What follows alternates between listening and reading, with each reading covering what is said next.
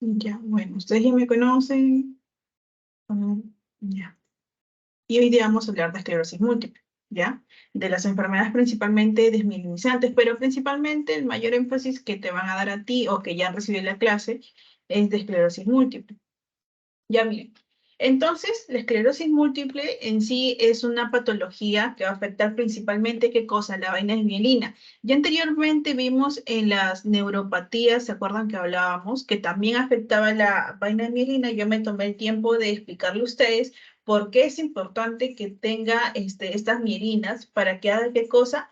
La transcripción, no, disculpa, el transporte de qué tipo? De tipo mielínico y que genere, ¿se acuerdan? Aquí está, aquí está. ¿Se acuerdan que en el sistema nervioso central, cómo era? Los nódulos de quién? De Rambier, ¿no? Nódulos de Rambier. Ya, estos nódulos de Rambier, ¿qué hacían? ¿Se acuerdan que aislaba esa parte de acá? Venía el potencial de acción, saltaba aquí. ¿Qué tipo de comunicación era? Saltatoria. ¿Y por qué les decía, se acuerdan? Todavía me di el tiempo de describirle que distancia es igual a velocidad por tiempo, ¿no? A menor distancia o a mayor velocidad, con la misma distancia va a ser con un menor tiempo, ¿no? Es la, la ecuación, por eso me tomé el tiempo de escribirle a ustedes, ¿ya? Entonces, principalmente, ¿a quién va a afectar en la esclerosis múltiple? Al sistema nervioso central. Acuérdense que hay desmielinizaciones primarias también que comprenden a qué cosa las enfermedades desmielinizantes, ¿ya? Eso lo vamos a ver ahorita, ¿ya? Lo que tienen que acordarse es que la enfermedad de la mielina o sea, la mielina va a estar producido ¿por quién? En el sistema nervioso central, ¿por quién? Por el oligodendrocito. Y en el sistema nervioso periférico, ¿por quién? Por las células de Schwann. Eso tienen que acordarse porque pueden preguntarle, ¿ya?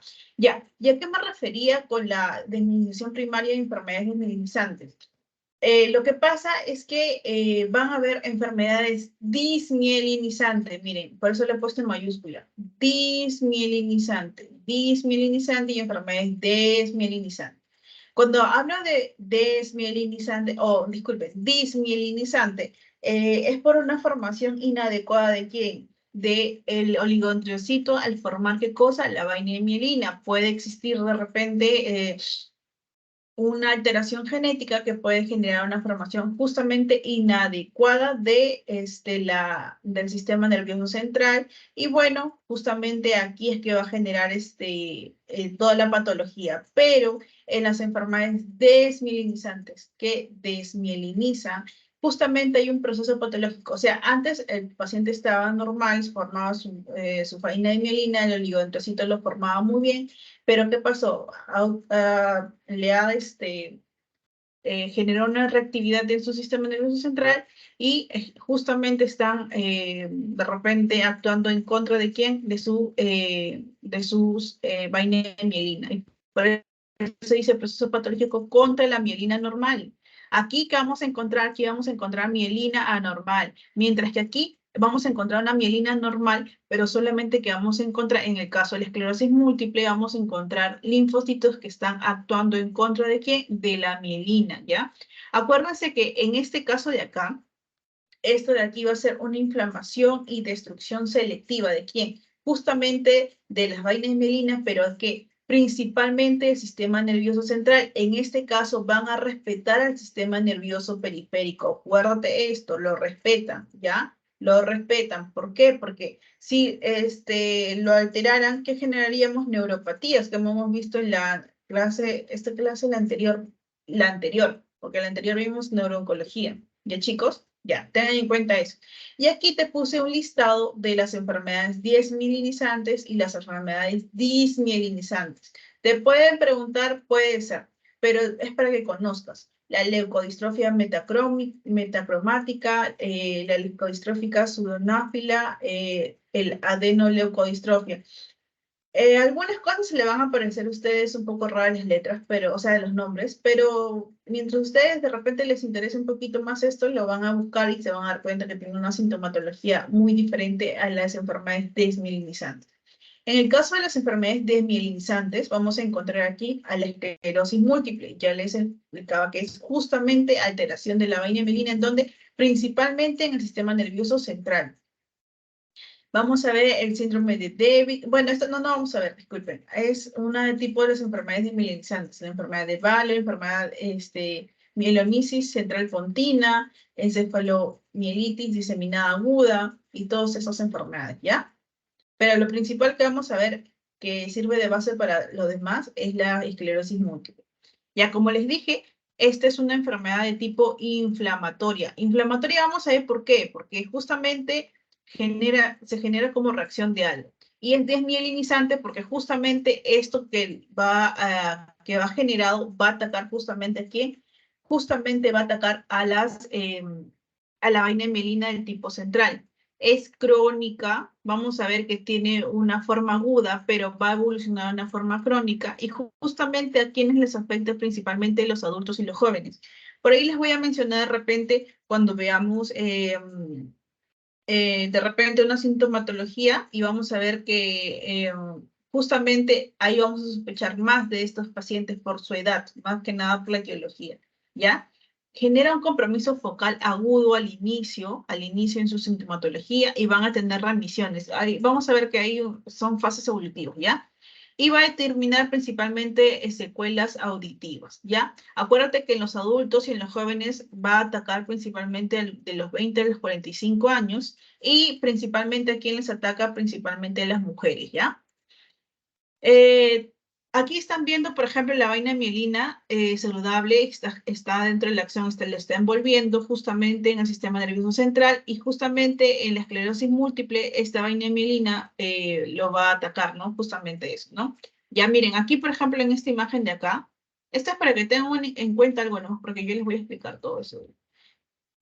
Acá está, por ejemplo, la vaina de mielina normal. Esta es la vaina de mielina, este es su axón, y la vaina de mielina lo está recubriendo. ¿Y qué pasa con estas enfermedades desmielinizantes?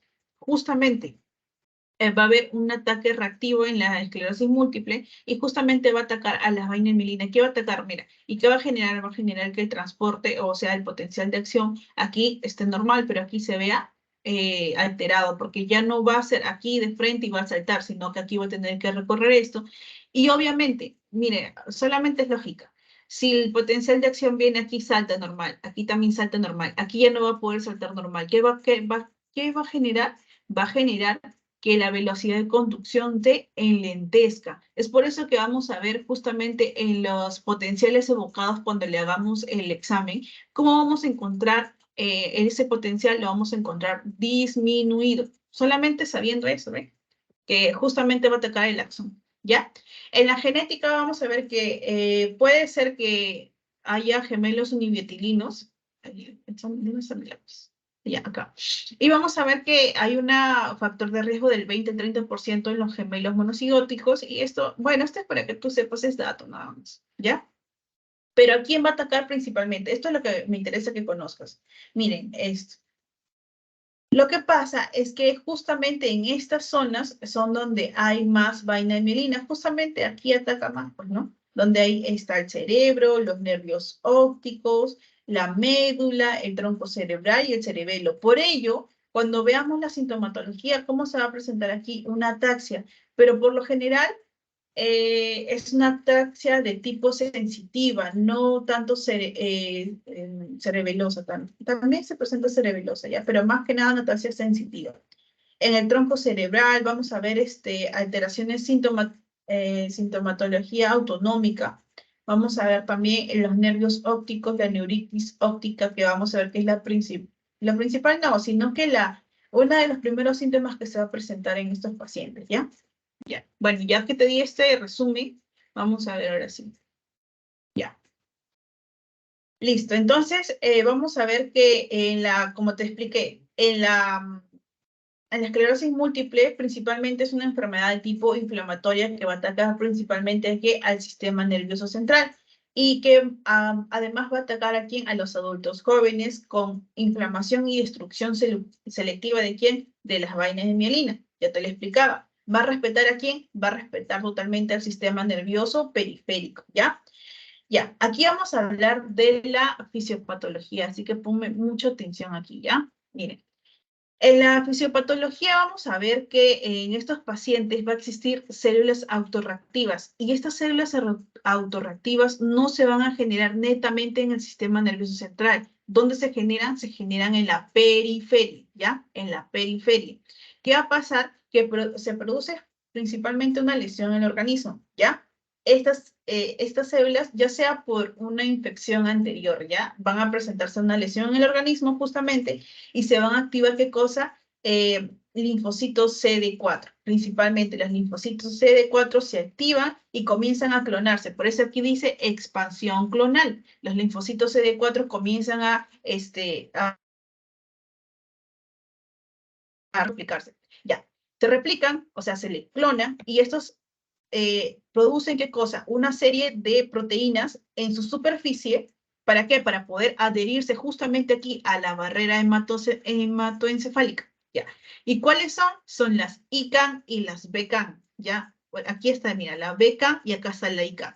¿Ya? Estos van a permitir que estos linfocitos T se adhieran justamente a esta barrera hematoencefálica y puedan pasar. Miren, este linfocito T se activó, se produjo la expansión clonal y justamente aquí se van a permitir adherir mediante estas proteínas que se han producido en su superficie, que son las BCAM y las ICAM, ¿ya? Se adhieren y comienzan a adherirse aquí a la barrera hematoencefálica y además, como está sucediendo todo esto, permite la permeabilidad de los linfocitos CD4, ¿ya?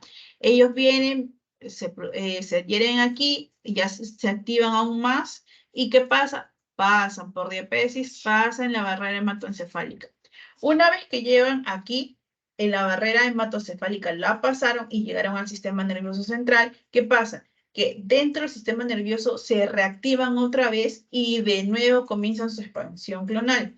Comienzan a expandirse y contra quienes reaccionan, justamente reaccionan contra las proteínas de la mielina, justamente aquí, miren, reaccionan contra el oligodendrocito y que también van a reaccionar contra las vainas de mielina. Aquí van a activarse, ¿ya? El oligodendrocito está aquí formando normal su vaina de mielina y justamente viene el linfocito CD4 y comienza a producir, comienza a reaccionar contra la vaina de mielina. Pero esto, ¿qué se da? Se da en una forma aguda, ¿ya? En una forma aguda.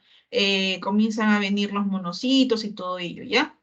Pero ¿qué pasa? Que esto puede seguir evolucionando. ¿Y qué va a pasar? Que justamente estos linfocitos CD4, ¿quién van a activar? A los linfocitos CD8, los citotóxicos. Aquí están los linfocitos CD8. ¿Y a quién más van a activar? A las células B. Y las células B, ya que van a producir cuando evolucionan, forman ¿a quién? A los plasmocitos. Y los plasmocitos que van a producir anticuerpos. Es por eso que cuando veamos la sintomatología ya netamente del paciente, vamos a ver justamente inmunoglobulina G, que es lo que se llaman las bandas oligoclonales. Van a estar, probablemente no, están en un 85, un 95% ¿en quién? En los pacientes justamente que tienen esta esclerosis múltiple. Entonces, por eso que si tú ves sintomatología más estas bandas oligoclonales en el paciente, ya te está confirmando el diagnóstico de ¿qué? De esclerosis múltiple. Acuérdate, en una etapa aguda, viene el linfocito CD4, los monocitos comienzan a actuar contra la vaina mielina, pero ya en una etapa más crónica, que ya evoluciona un poquito más, ¿a qué va a estimular los linfocitos CD4? A los linfocitos CD8, que son los citotóxicos, y comienza totalmente a atacar a las vainas de mielina. Y además, que va a activar a quién? A las células B, que van a producir, ¿qué cosa? Los plasmocitos. Por eso acá también. El linfocito CD4 viene, hace como que match con la microglia, que es su célula mayor histocompatibilidad, o es como su monocito, ¿ya? Viene, aquí hace match, y ¿qué hace? Activa los linfocitos T1 y después a los T2, ¿no? T1 comienzan a producir interferones, comienzan a producir TNF, ¿no? Y después ya en una etapa más crónica comienzan a activar aquí a las células B, ¿no? Y también a quien activa los linfocitos CD8, ¿no? Ya, listo. Esto es su fisiopatología para que ustedes entiendan, ¿ya? Que comienza a activarse y todo ello, ¿ya? Listo. Ya. Acuérdense entonces que en esto de acá, como va a activarse y va a actuar justamente contra contra estas vainas mielina, ¿qué va a generar? Va a generar su destrucción. ¿Y cómo se va a generar? Va a generar como que cicatrices, va a generar placas, ¿ya? Y eso justamente vamos a ver en la resonancia magnética. Cuando veamos placas, eso va a ser sugerente de que de esclerosis múltiple, pero tiene sus condiciones, ¿ya? Por eso está ahí eh, la tesis, no, las condiciones de McDonald's, ya, ahí está, eso es lo que nos hace llegar al diagnóstico. Ya, entonces, acuérdense, en la ay, no tengo para anotar aquí. Ya, en la anatomopatología vamos a ver que van a aparecer placas, ya, placas de desmielinización, ¿ya? Ya. Justamente en dónde va a atacar principalmente en el sistema nervioso central, pero en qué parte en la sustancia blanca. ¿Y por qué la sustancia blanca? Porque justamente la sustancia blanca es el axón, acuérdate. ¿Y te acuerdas qué era la sustancia gris? Era el soma, ¿no? El cuerpito de la neurona. Por eso justamente quienes ataca al axón, justamente en la vaina mielina, y justamente el axón que está formando la sustancia blanca, y el soma forma la sustancia gris, por eso no lo ataca tanto, sino ataca más a la sustancia blanca.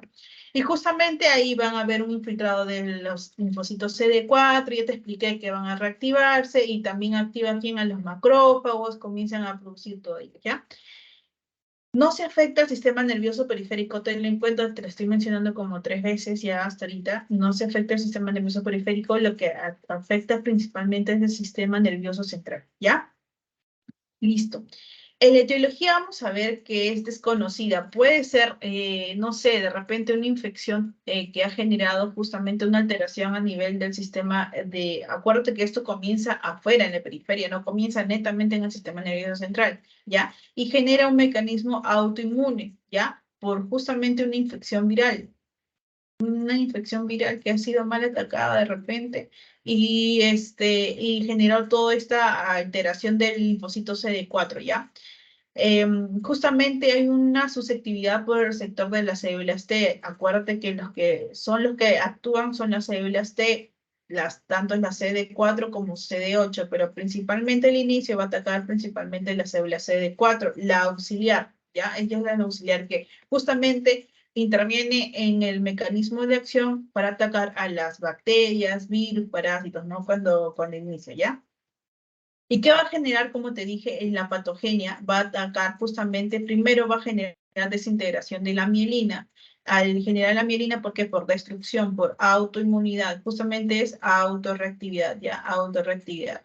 Ataca, ataca las vainas mielinas y como va a generar este ataque justamente a las vainas mielinas, que va a generar un sistema todo inflamatorio. Y se acuerdan cuando yo les explicaba en la primera clase, cuando genera inflamación, todo esto de aquí se altera y se activa justamente ¿para qué? Para que la barrera hematoencefálica deje entrar más células de defensa para que puedan atacar a esta inflamación.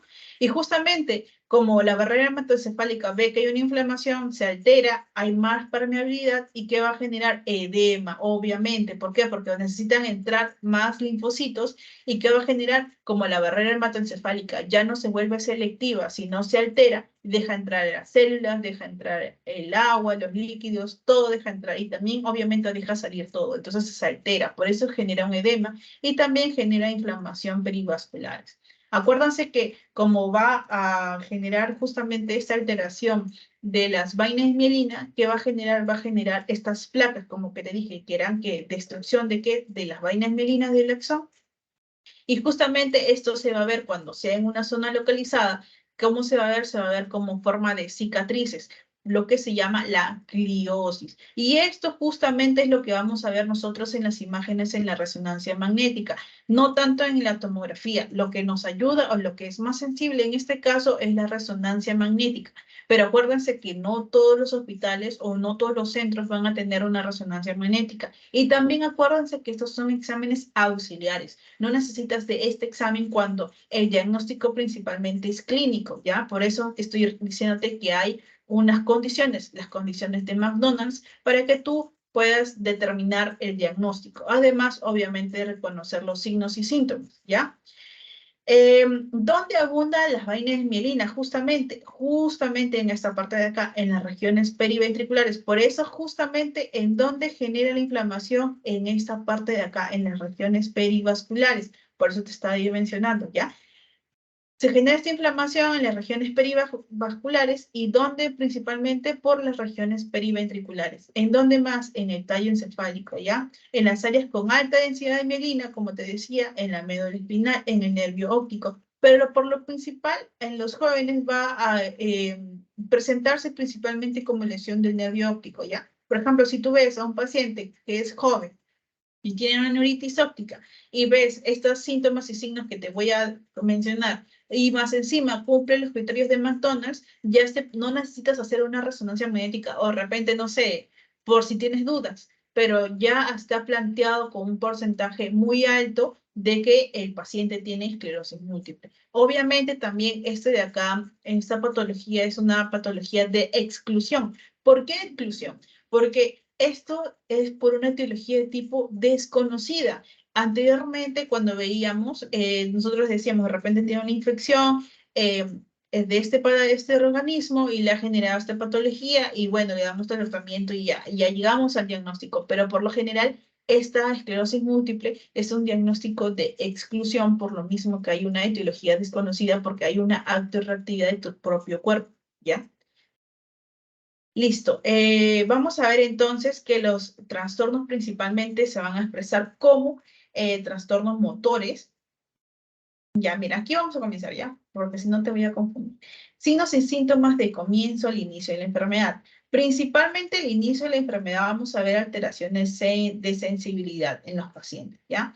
¿Qué más? Alteraciones motoras en un 40%. ¿Por qué te menciono esto? Porque en el curso de la enfermedad, mira cómo se va a presentar las alteraciones motoras en un 90% y los trastornos sensitivos en un 70%. Aquí te voy a mencionar cuáles son. Las alteraciones, mira, entonces, en el inicio de la enfermedad, ¿qué está predominando? Las alteraciones sensitivas. Mientras que en el curso de la enfermedad, ¿qué predomina? Las alteraciones motoras. ¿Y cuáles son? Están aquí. Las alteraciones sensitivas son la vibración, o sea, los pacientes tienen como una alteración de la vibración que cuando tocan algo siente que vibra. Otra cosa también es cuando tienen un signo que vamos a ver después, que en el cual eh, flexionan el cuello, sienten como corrientes eléctricas, ¿ya?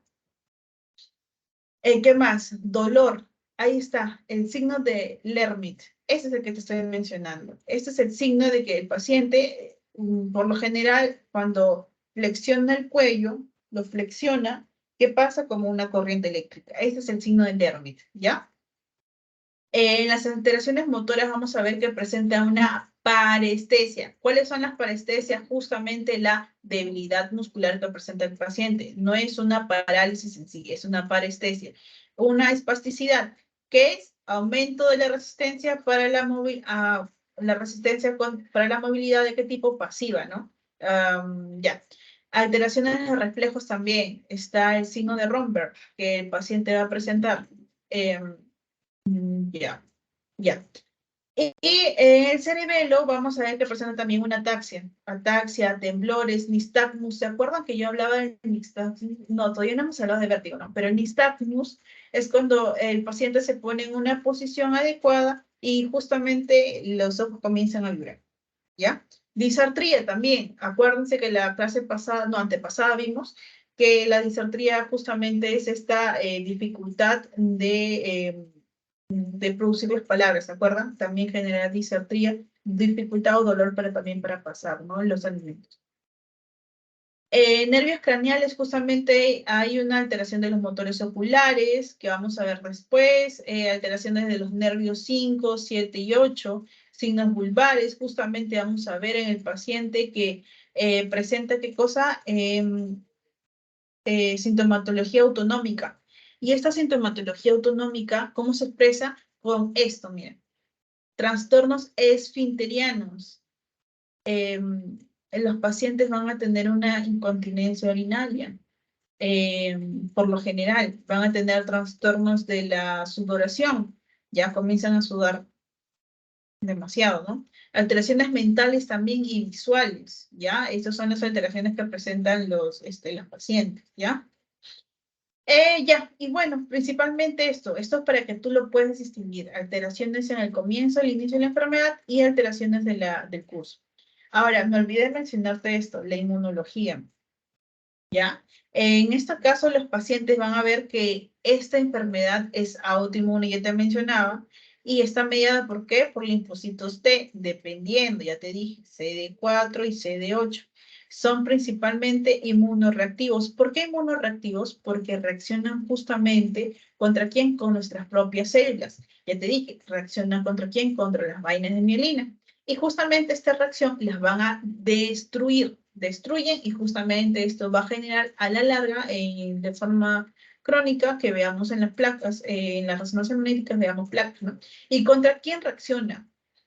Reacciona contra la proteína básica de la mielina, aquí está, y contra la proteína proteolipídica, ¿ya? Proteolipídica, justamente va a reaccionar contra estos dos, ¿ya?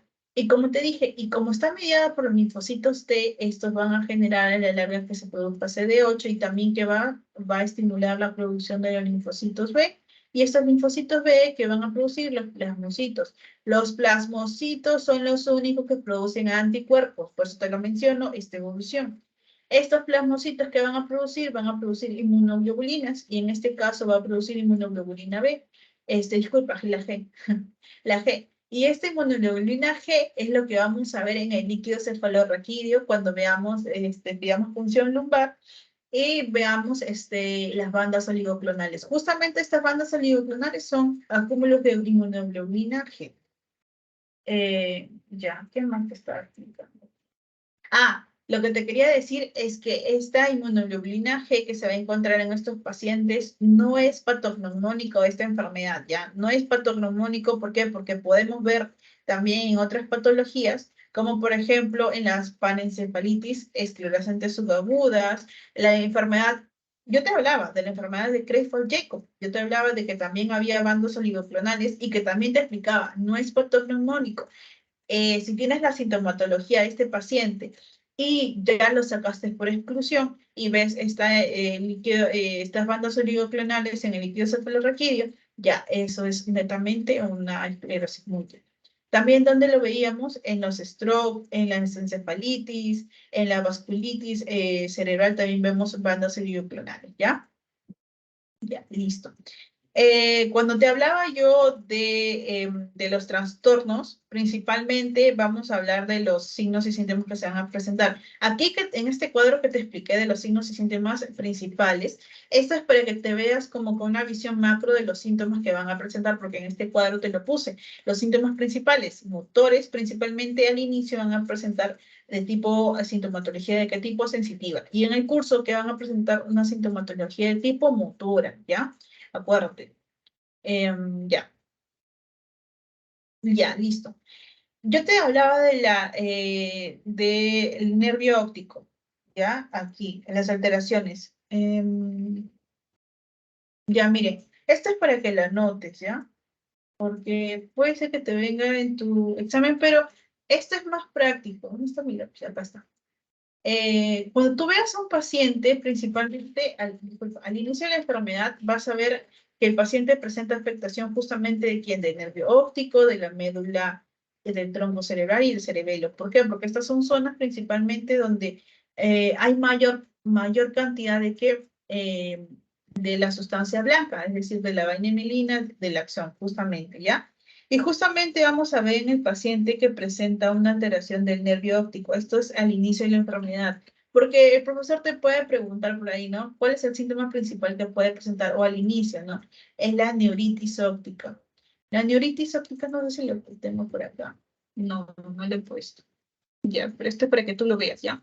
La neuritis óptica. La neuritis óptica es una de las sintomatologías que se presenta, y presenta en dónde, principalmente en los jóvenes, ya en los jóvenes, o en los adultos jóvenes de 20 a 35 años, que te explicaba.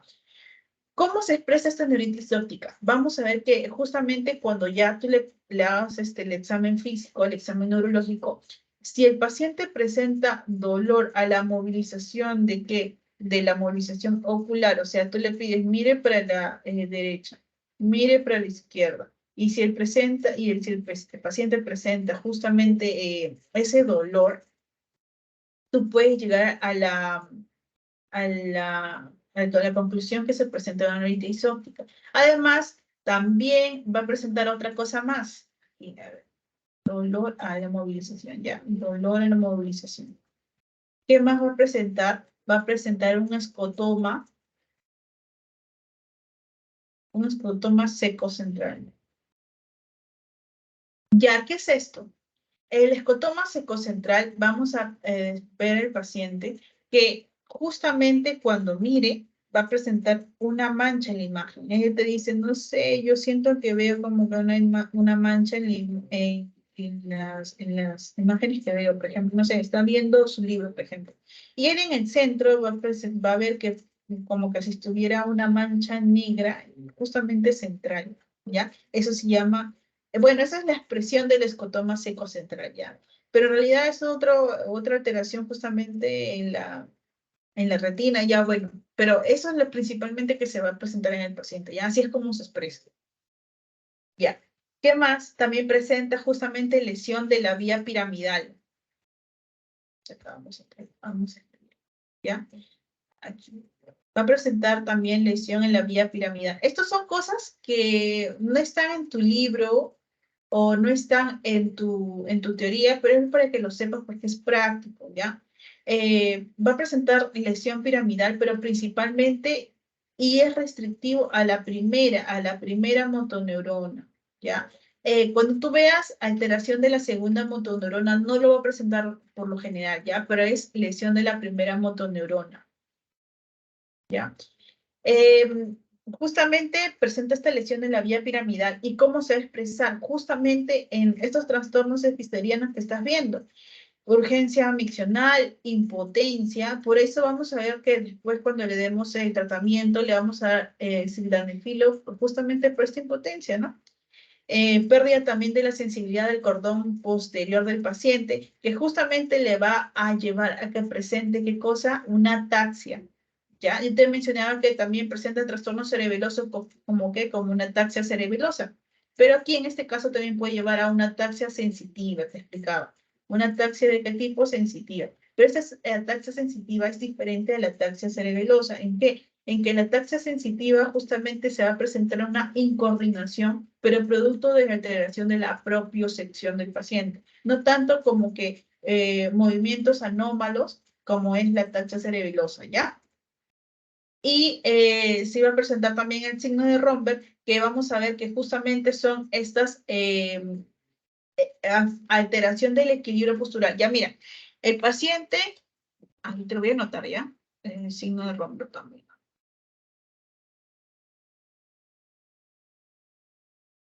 Ya, mira, lo que pasa es que el paciente está sentado y se para. Y justamente al pararse presentan como que unos movimientos, unas oscilaciones que justamente le van a generar desequilibrio al paciente. Es eso, no otra cosa. Es que presentan unas oscilaciones y esas oscilaciones hacen que el paciente sea más predispuesto a tener caídas. ¿Ya? Ya, ya listo. Ahora, si vemos a un paciente, yo te decía acá en las neuritis ópticas, pero si vemos a un paciente adulto mayor y tiene este signo de Lermit, es decir, que a la flexión del cuello le genera como unas descargas eléctricas, ya aquí decimos que el paciente tiene una esclerosis múltiple, ¿ya? Pero antes de eso tenemos que descartar, ¿qué cosa? Descartar una espondilosis, claro, una espondilosis cervical, ¿ya? Ten en cuenta eso, ¿ya? Estos son cosas, como te digo, prácticos que tú tienes que ver, ¿ya? Y bueno, aquí te he puesto trastornos, pero aquí están los trastornos que te he puesto. Trastornos sensitivos, presentan trastornos motores, alteraciones de los pares craneanos, síndrome cerebeloso, yo te decía, ataxia, nistagmus, trastornos efisterianos que se produce generalmente por esto, pues, ¿no? Por la lesión de la vía piramidal de la primera motoneurona, de la segunda no, por favor, ten en cuenta eso, ¿ya? Y de trastornos mentales. Esos trastornos mentales, mira cómo se van a expresar. Se van a presentar principalmente en fases principalmente avanzadas, ¿ya? La depresión aquí en la fase avanzada cuando ya el paciente esté. Y si tiene una depresión en fase avanzada, ¿qué es lo que le tienes que dar? ¿Te acuerdas que ahí te decía? Los antidepresivos tricíclicos, ¿te acuerdas? Ya, eso, entonces le das, ¿ya? Ya ahí estamos viendo el tratamiento, ya, para que tú como que lo veas más lógico. Ya, depresión entonces, pero principalmente en la forma aguda, ¿cómo vamos a ver? Vamos a ver que el paciente presenta alteraciones cognitivas y pasa por transiciones de euforia principalmente, ¿ya? Ya, listo, ya vimos esto.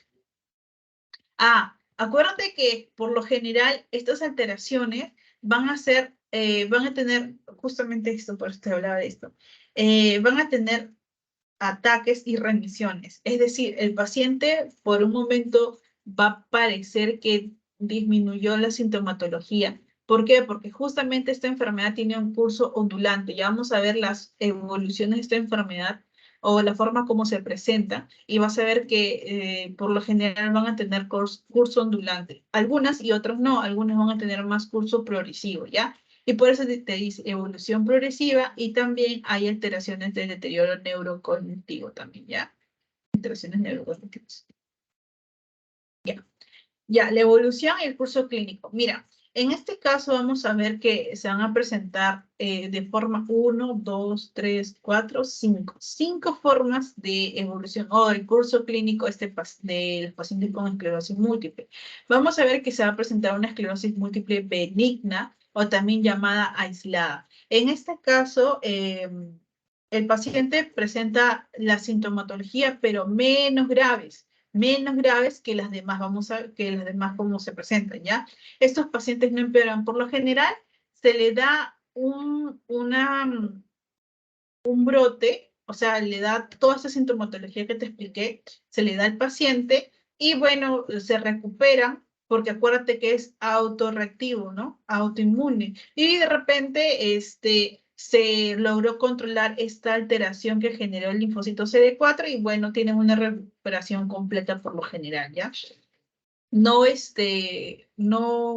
no generan alteraciones, ¿ya? Es una recuperación completa, no hay sintomatología. Y obviamente, si se presentó de forma aguda y solamente le dio un ataque, o sea, un ataque, y no se cronificó, ¿qué va a pasar? Que no vamos a ver en las placas la resonancia magnética. Por eso dice resonancia magnética estable. No se ven las placas, ¿ya? No se ven las placas, ¿ya? Por lo general sus síntomas no empeoran. Pero ¿qué pasa en la remitente en brotes o remitente recurrente? Justamente van a presentar brotes estos pacientes.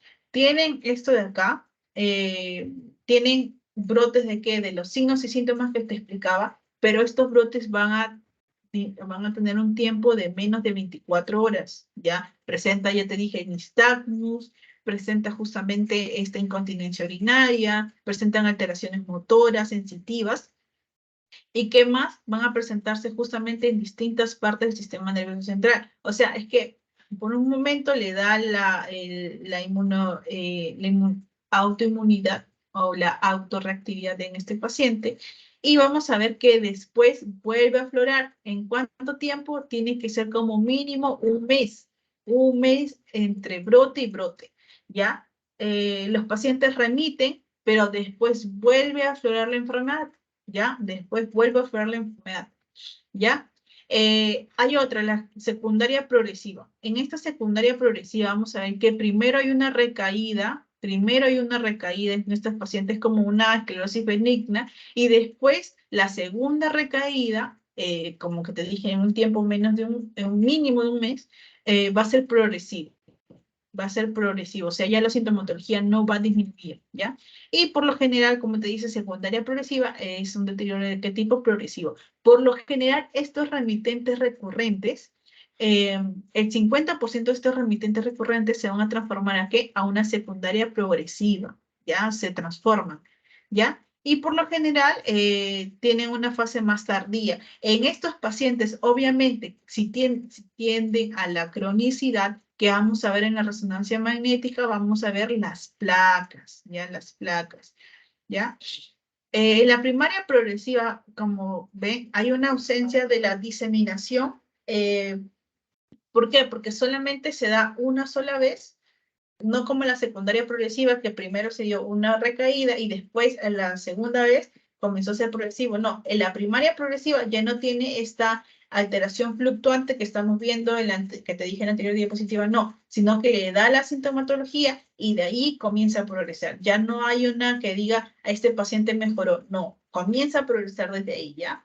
Es de difícil diagnóstico y por lo general estos pacientes cursan con una paraparesia espástica progresiva, porque acuérdate que ya no va a ser como una sintomatología al inicio, o sea, va a comenzar con alteraciones sensitivas y después va a progresar a qué cosa, a alteraciones motoras. Y justamente que te explicaba que había una paresia, ¿te acuerdas? Y después, ¿qué cosa hace? Ya hace una paraparesia, ya comienzan a hacer paraparesias espásticas, ¿qué tipo? Progresivas, ¿ya? Y en la progresiva recurrente, en esta de acá, es un poco más rara y se parece mucho a la primaria progresiva, ¿ya? Pero tiene más un curso progresivo, comienza como este, el primario progresivo, y comienza, o sea, dura más tiempo su primer brote, y después ya comienza a mejorar, y después de nuevo recae. Así es, ya la primera progresiva. Mira, todo lo que te expliqué está aquí. Mira, el curso clínico, de una forma recurrente, ¿cómo es? Comienza a aumentar los síntomas, disminuye los síntomas, aumenta, disminuye. La forma secundaria progresiva, te dije, había una primaria, o sea, una primera recaída, y después, ¿qué más? Y después sigue, aunque esta de aquí debería ser 1, baja, y ya en la segunda comienza a progresar, ¿ya? Así es, secundaria progresiva.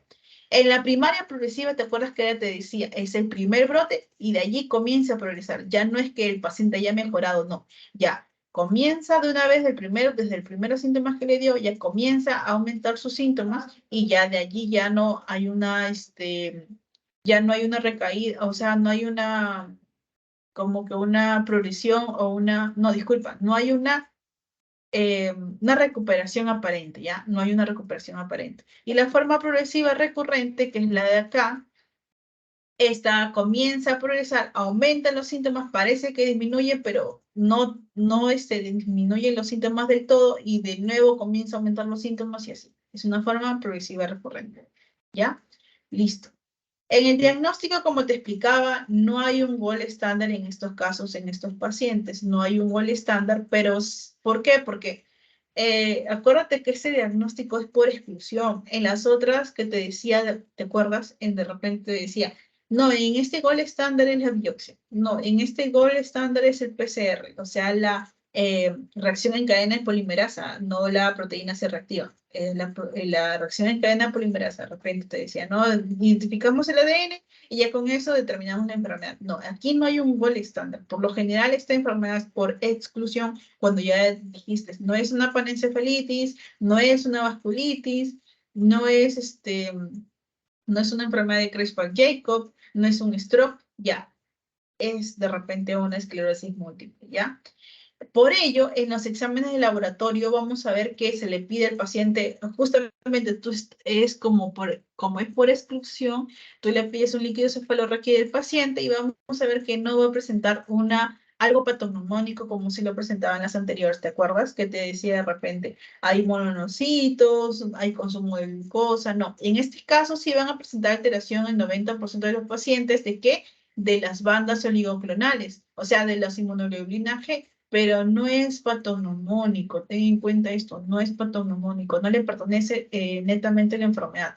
¿Y qué vamos a encontrar? Celularidad. ¿Por qué? Porque obviamente hay una inflamación por destrucción de quién, de la vaina mielina, y por ello hay una celularidad. ¿Qué más? Proteínas, gamma globulina. Yo te decía, ¿por qué? Por la producción del plasmocito de qué, de inmunoglobulina G, produce aumento de las gamma globulinas y por ello se encuentra esta relación de inmunoglobulina G de líquido cefalorraquídeo entre la inmunoglobulina G del suero, que por lo general tiene que ser mayor de 0.7, ¿ya? Y obviamente por estas bandas oligoclonales que vamos a encontrar por estas gamma globulinas vamos a encontrar las bandas oligoclonales, y es por ello que te dice que el 90% de los pacientes lo presentan, pero no es patognomónico, ¿ya? No es patognomónico. ¿Qué más encontramos? Una pleocitosis linfocitaria. Yo te explicaba en la primera clase que la pleocitosis, ¿qué es? Un aumento de medida de qué? De células. Y se dice pleocitosis linfocitaria. Por lo general vamos a encontrar de 5 a 50 células, ¿ya? Por mililitro. ¿Y cuándo se encuentra? Ya, miren. En esto sí me toman atención. ¿Por qué? Porque esta pleocitosis linfocitaria, si tú ves a un paciente que está presentando sus primeros síntomas, si le encontraste esta pleocitosis linfocitaria, por lo general te va a servir más para el diagnóstico si es que esta pleocitosis linfocitaria la encuentras en el inicio o en las exacerbaciones del paciente, ¿ya? En los inicios de los síntomas, si tú lo encuentras y más encima encuentras esto y más encima encuentras la sintomatología y más encima de repente cumple los criterios de McDonald's, ya tienes al paciente con el diagnóstico de esclerosis múltiple, ¿ya? Ahora, si hay una pleocitosis intensa con proteínas, esto te va a excluir, ¿qué cosa? La esclerosis múltiple, ¿ya? Eso te lo va a excluir. Te excluye totalmente la esclerosis múltiple, ¿ya? Listo. Listo.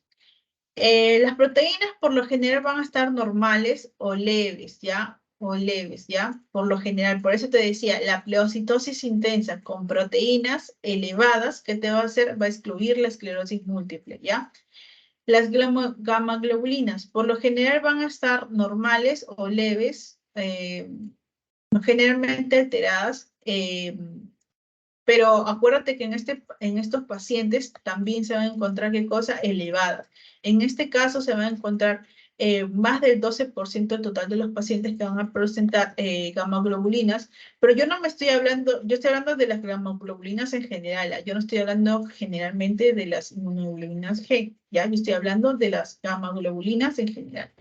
Y por lo general van a estar en un 12% de los pacientes, por lo general el 2/3 de los pacientes, ¿ya? El índice de la inmunoglobulina G, yo te estoy hablando, este es el índice de la globulina G del líquido cefalorraquídeo entre la relación entre la inmunoglobulina G del suero. Y ahí vamos a ver que la relación tiene que ser más del 0.7%, ¿ya? Ya. Esto quiero que me entiendas bien, ¿ya? De las proteínas.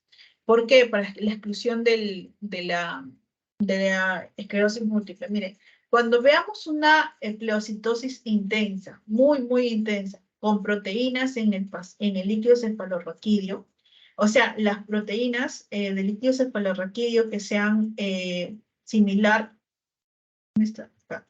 Las proteínas que tengan una cantidad similar al suero, esto es un dato en contra de la esclerosis múltiple. Esto me va a decir, no se trata de la esclerosis múltiple y vas a pensar en otra patología, ¿ya? Otro van a ser las bandas oligoclonales. Ya te decía, las bandas oligoclonales justamente son estas uniones de las inmunoglobulinas G que justamente sugieren inflamación en el paciente. Ya te decía yo, no es patognomónico de quién, no es patognomónico de quién, de la esclerosis múltiple. Pueden tenerlo múltiples patologías, ya te decía, la panencefalitis esclerosante, vasculitis, stroke, la panencefalitis subaguda, ¿qué más? La vasculitis, la neurosífilis también pueden generar estas bandas oligoclonales. Otra cosa más también, las enfermedades de Creutzfeldt-Jakob, ¿te acuerdas que te explicaba también? También ¿ya? Y lo que principalmente que quiero que aprendas aquí es los criterios de Poser y de McDonald's. Estos criterios de Poser y de McDonald's te van a decir que el paciente sí lo tiene. Ellos sí te dicen. ¿Qué te dicen? Que tienen que cumplir dos criterios, la diseminación temporal y la diseminación espacial. Estos dos tienen que estar de manera concomitante, es decir, al mismo tiempo. ¿Qué quiere decir? Que tiene que presentar una diseminación temporal. ¿Qué quiere decir esto? Que tiene que presentar más de 2 episodios de déficit neurológico y tienen que estar separados en un mes. Pero no solamente déficit neurológico, sino que sintomatología. Sintomatología propiamente de qué? De clínica neurológica, ya sea una clínica de alteración motora o una clínica de alteración sensitiva, o ya vimos clínica de alteración de los pares craneales como la neuritis. Ya, entonces principalmente esto es lo que me tiene que indicar. Diseminación temporal o sea, en un tiempo de cuánto, mínimo de un mes, ya, mínimo de un mes. Y te voy a mínimo de un mes, ¿ya? Eso te tiene que estar. Tiene que tener más de 2 episodios de alteración neurológica, mínimo de un mes. ¿Y qué más? Una diseminación espacial. ¿Qué quiere decir esto? Más de 2 lesiones en diferentes lugares. ¿Ya? Más de 2 lesiones en diferentes lugares. Por ejemplo, un paciente que tiene, por ejemplo, una parestesia en el miembro superior derecho y al mes, con un mínimo de un mes, que vuelva con una parestesia en el miembro inferior izquierdo. ¿Qué te está diciendo ahí? Que hay alteraciones neurológicas en diferentes lugares, más de 2 en el miembro superior derecho y en el miembro inferior izquierdo, y que tengan separación mínimo de un mes, o sea, diseminación temporal. Ya sabes, tienen que cumplir estos dos criterios, la de Poser y de McDonald's, que es diseminación temporal y diseminación espacial. Bien. Seguimos con los estudios neurofisiológicos y las imágenes. En el caso de del estudio neurofisiológico vamos a encontrar los potenciales evocados. Ya te explicaba yo en la primera diapositiva, si hay destrucción de la vaina mielina, ¿cómo va a estar la velocidad de conducción disminuida? Por eso vamos a ver que justamente en las potenciales evocados son más sensibles para las alteraciones y vamos a ver que los potenciales evocados visuales van a estar en un 50%. ¿Por qué? Porque justamente se va a presentar como una de las principales alteraciones, ¿te acuerdas? La neuritis óptica, ¿ya? Óptica. Y también de las alteraciones somatosensoriales que hemos visto, alteraciones auditivas, principalmente a los pacientes con esclerosis múltiple tienen esta principal complicación también, las complicaciones auditivas, ¿ya? Y justamente este estudio neurofisiológico, que es los potenciales evocados, me determina la segunda lesión. ¿Qué quiere decir? La diseminación temporal, ¿ya? Justamente, ¿ya? Tú tienes al paciente con esta sintomatología, viene y se presenta la sintomatología que te explicaba, y le haces un potencial evocado, justamente tú puedes encontrar la disminución de la velocidad de conducción de repente en la visual o somatosensorial, y eso te dará información de la segunda lesión, ¿ya? ¿Y qué significa? Que hay una segunda lesión en un lugar diferente. ¿Qué quiere decir eso? Diseminación espacial. Y si hay un tiempo más o menos mínimo de un mes, ¿qué más información te está dando de la diseminación de qué tipo? Temporal, ¿ya?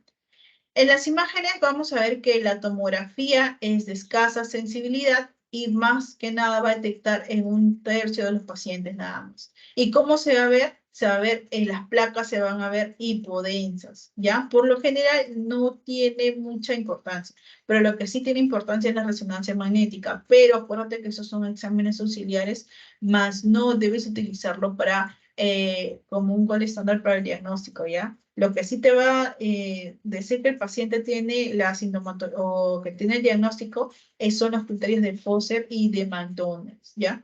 En la resonancia magnética vamos a ver que es la más utilizada para el diagnóstico y vamos a ver que las placas, ¿cómo se muestran? Las placas se muestran como áreas hiperintensas, ¿ya? Hiperintensas, ¿ya? Ahora, miren, ¿Qué pasaría si yo tengo un paciente que presenta su primer brote, o sea, está en la primaria progresiva? Y yo quiero saber si el paciente tiene esclerosis múltiple.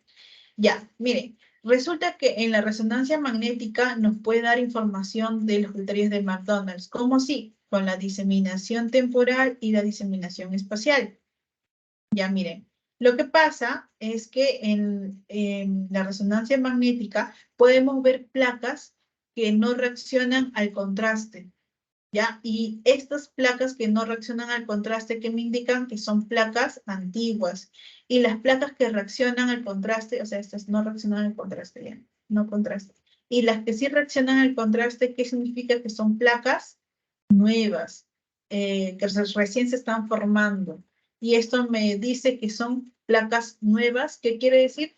Que tienen diseminación de qué tipo espacial, o sea, son placas de diferente espacio en diferentes zonas, ¿ya? ¿Y qué quiere decir eso también? Que presenta una diseminación temporal, porque las placas que no reaccionan al contraste son más antiguas, mientras que las placas nuevas son las que recién están formándose. Y esto que me indica ya cumple los criterios de Poser o los criterios de McDonald's, tanto como diseminación temporal y espacial, que están en diferentes áreas y que tienen un tiempo separado, ¿ya?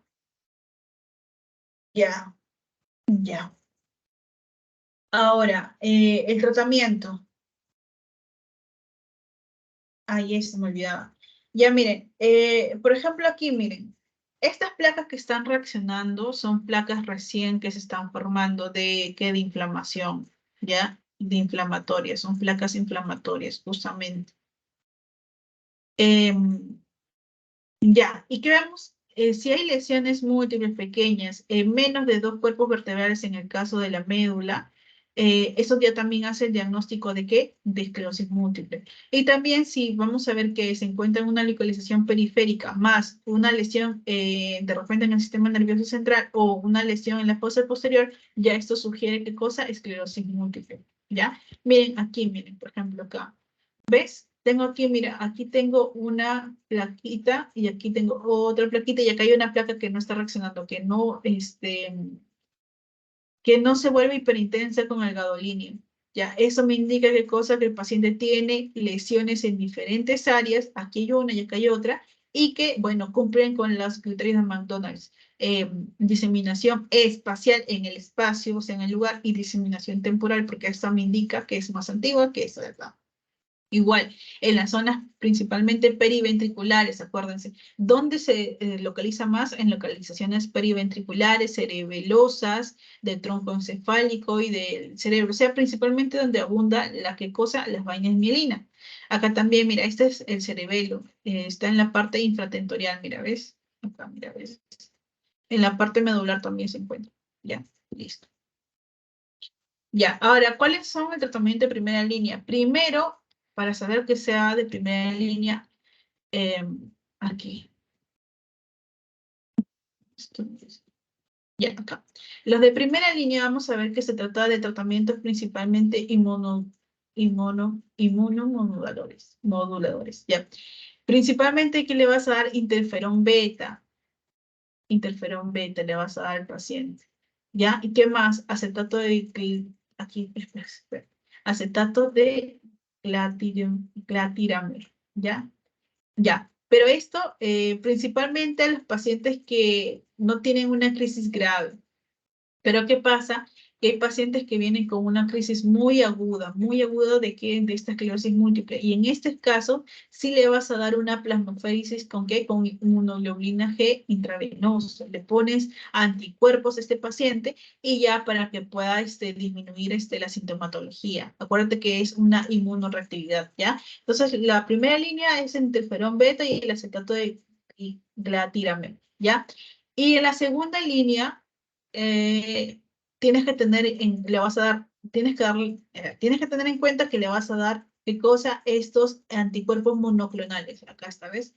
Son los anticuerpos monoclonales. Y estos anticuerpos monoclonales, eh, está el natalizumab. Eh, Acuérdate que el natalizumab tienes que tener mucho cuidado con este natalizumab. ¿Por qué? porque el natalizumab te puede dar como problema o como, como una complicación la leucoencefalopatía. Siempre tengo problemas para pronunciar ese nombre. Leucoencefalopatía multifocal progresiva. Esta es la principal complicación del natalizumab. Por eso es que siempre se tiene que tener cuidado con este medicamento. Por eso son de segunda línea, si no se volvería de primera línea.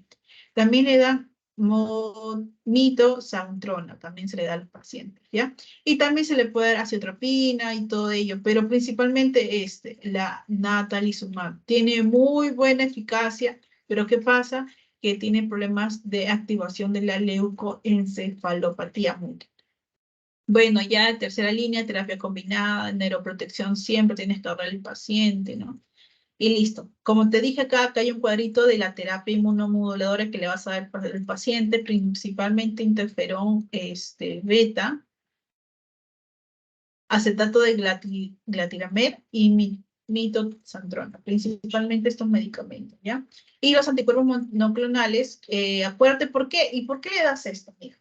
Los anticuerpos monoclonales justamente son anticuerpos que no están con esta alteración o no tienen esta alteración reactiva. ¿Y qué pasa? Que llegan al sistema nervioso central, generan se comienzan a replicar, a clonar y comienzan también a regular a qué cosa, a los linfocitos CD8, principalmente los citotóxicos que vamos a encontrar ahí, y a los CD4 también lo activan. ¿Por qué? Por reacción, ¿ya? Entonces, por eso es que se le dan anticuerpos monoclonales como natalizumab, pero acuérdate que el problema que puede tener como efecto secundario. El tratamiento oral le vas a dar fingolimod, eso, todo eso, pero te lo voy a explicar aquí. ¿Por qué le das todos esos medicamentos? Mira, principalmente para tratar también las secuelas. Mira, en el caso que te acuerdas que te decía, los pacientes que tienen una enfermedad progresiva, acá está. La recurrente, la progresiva recurrente, no la remitente recurrente, no, sino la progresiva remitente, la progresiva, esa es la progresiva recurrente, ahí está. La progresiva recurrente. Estos pacientes que tienen alteración o sea, la evolución de progresiva recurrente, tienen problemas de parestesias espásticas progresivas. Y justamente ante la espasticidad que presenta, le vas a dar esto, las benzodiazepinas y el baclofeno. ¿Ya? Le vas a dar principalmente esto. Los pacientes también presentan fatigas. ¿Y qué les vas a dar? Amantadina y modafinil, ¿ya?